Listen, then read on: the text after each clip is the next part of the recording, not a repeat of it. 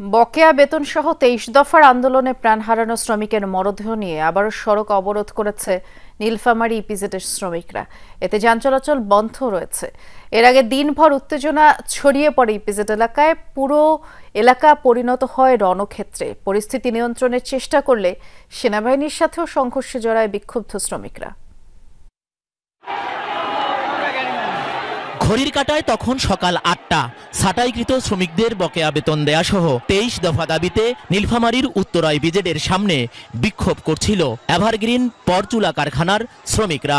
এক পর্যায়ে ভেতরে প্রবেশের চেষ্টা করে তারা। এ সময় সেনাবাহিনী তাদেরকে বাধা দিলে উত্তেজনা ছড়িয়ে পড়ে। পরিস্থিতি নিয়ন্ত্রণের চেষ্টা করলে গুলিবিদ্ধ হয় ৬ জন। সদর হাসপাতালে নেওয়া হলে হাবিবুর রহমান হাবিব নামে এক শ্রমিককে মৃত ঘোষণা করেন চিকিৎসক। ৯টার সময় আমাদের এখানে কিছু জরুরি বিভাগ কিছু রোগী আসেন, আনুমানিক ৬ জন। এর মধ্যে একজন মৃত অবস্থায় আমাদের এখানে আসেন এবং বাকিরা শরীরের বিভিন্ন জায়গায় ক্ষত নিয়ে আসেন। শ্রমিক মৃত্যুর খবরে ক্ষোভে ফেটে পড়েন শ্রমিকরা। হাজারো শ্রমিক রাস্তায় নামলে বন্ধ হয়ে যায় নীলফামারী সৈয়দপুরের সড়ক যোগাযোগ। সবাই বসেছিল, কিন্তু সেনাবাহিনী এখানে সবাইকে নাড়ি পিটা করার কোনো প্রশ্ন আসে না। এখানে সেনাবাহিনী কেন ডাঙ্গাইলো? এখানে ডাঙ্গার পর সবাই পিছিয়ে আসছিল। পিছিয়ে আসার পর কিছুক্ষণ পর অবশ্যই যাইতে পারে, সামনের দিকে আগাইতে পারে। ওরা যদি গুলি করবে, এটা গুলি করার কোনো প্রশ্ন আসে এখানে? এটা আইন দিছে, এটা কেউ পারমিশন দিছে? এটা বলি একটা আর্মি জুং মারতো, তাহলে আমি ভাবতাম যে আমি এখানে আসছি, আমার দৌড় হয়েছে, আমাকে মারছি। একটা নয়, দুইটা নয়, 5টা আর্মি মারছে আমাকে। কেন মারলো আমাকে? আমাদের অনেক শান্তিপূর্ণ কর্মসূচি ছিল, সেখানে হুট করে সেনাবাহিনী লাঠিচার্জ করে। লাঠিচার্জ করার পর তারা গুলি করে। ঠিক আছে, গুলি করাতে ৩ জন আহত হয় আর একজন নিহত হয়। পরিস্থিতি সামাল দিতে কারখানার কর্তৃপক্ষের সাথে যৌথ বৈঠকে বসে শ্রমিক, প্রশাসন ও রাজনৈতিক নেতারা। তাদের আশ্বাসে বেলা ৩টায় সড়ক থেকে সরে যায় বিক্ষোভকারীরা। রেবজা কর্তৃপক্ষ এবং আমরা মিলে, পলিটিক্যাল পার্টি মিলে আমরা সকল দাবি, যে সমস্ত কর্মচারীর দাবি যৌক্তিক মনে করছে, ওগুলা দাবি তুলে একটা সমঝোতার ব্যাপারে সিদ্ধান্ত নিলাম, যে সিদ্ধান্তগুলো সবগুলোই শ্রমিকদের পক্ষেই ছিল। দাবি মেনে নেয়ার পাশাপাশি হতাহতদের ক্ষতিপূরণ দেয়ার আশ্বাস দিয়েছেন জেলা প্রশাসক। কারখানা দ্রুত খুলে দেয়া হবে বলে জানিয়েছে ইপিজেড কর্তৃপক্ষ। তাদের সেটেলমেন্টগুলো ইতিপূর্বে হয়ে গেছে, প্রায় 15 তারিখ আমরা যতটুকু জানলাম, এবং ম্যানেজমেন্ট থেকে 19 তারিখে আবার ক্লিয়ারেন্স দিছে যে টাকাটা তাদের ঘাটতি ছিল সেই টাকাটা অলরেডি চলে আসছে।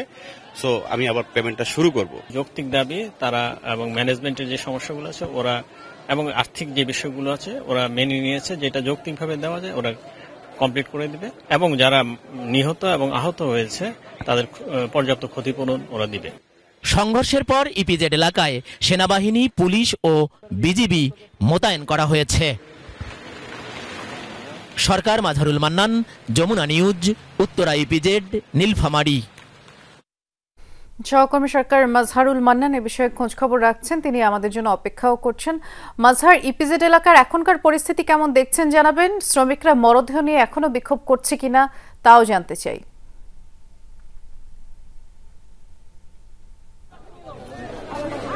বৃষ্টি, এই মুহূর্তের কথা যদি আপনাকে বলি যে নীলফামারী এবং সৈয়দপুরের যে প্রধান যে সড়কটি কিন্তু এখন এই মুহূর্তে বন্ধ আছে। বন্ধ হওয়ার কারণ হচ্ছে সকালে যিনি মারা গেছেন হাবিবুর রহমান হাবিব, যিনি দুলাল মিয়ার পুত্র, তার লাশটি নিয়ে আসা হয়েছে এবং এই লাশটিকে ঘিরেই কিন্তু এখানে এই অবস্থান করছেন যারা শ্রমিক আছেন এবং অন্যান্য যারা আছেন। আমি যদি আপনাকে একটু দেখাতে পারি যে এই মুহূর্তে লাশের পাশে এসেছেন রংপুর রেঞ্জের ডিআইজি জনাব আমিনুল ইসলাম। তিনি যেটি নেগোসিয়েট করবার চেষ্টা করছেন যারা এখানকার শ্রমিক আছেন এবং যারা তার আত্মীয় স্বজন আছেন তাদের সাথে। তবে আমরা একটু আগে যখন কথা বলেছিলাম তখন পরিবারের পক্ষ থেকে একটি দাবি করা হচ্ছিল যে লাশটি তারা ময়না তদন্ত ছাড়াই তারা দাফন করতে চান, কিন্তু এই জায়গায় আইনি জটিলতা কি আছে সেই বিষয়টি হয়তো তারা নেগোসিয়েট করবেন। কারণ এটি যেহেতু বলা হচ্ছে যে গুলিতে মারা গেছে, তাহলে সেক্ষেত্রে সেটি ময়না তদন্ত ছাড়া কিভাবে সম্ভব সেটি দাফন করা, সেই বিষয়টি আসলে প্রশাসন কিভাবে নেগোসিয়েট করে সেটি যখন আমরা জানতে পারবো তখন আমি আপনাদেরকে জানাতে পারবো।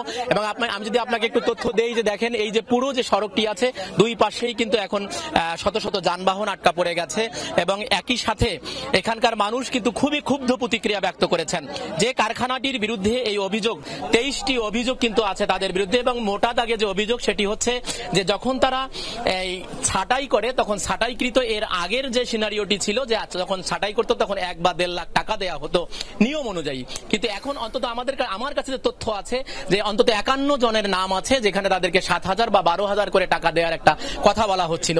সে কারণে কিন্তু এই বিক্ষোভটা এবং গতকাল এই বিক্ষোভের জেরেই কিন্তু যে কারখানাটি অর্থাৎ এভারগ্রিন যে কারখানাটি সেটি বন্ধ করে দেওয়া হয়। বন্ধ করে দেওয়ার পরে কিন্তু আজকে যারা শ্রমিক ছিলেন তারা কিন্তু সেখানে অবস্থান নেন, তারপরেই তো সেনাবাহিনীর সাথে তারা সংঘর্ষে জড়ায়। ধন্যবাদ, আপনি বিস্তারিত জানাচ্ছিলেন।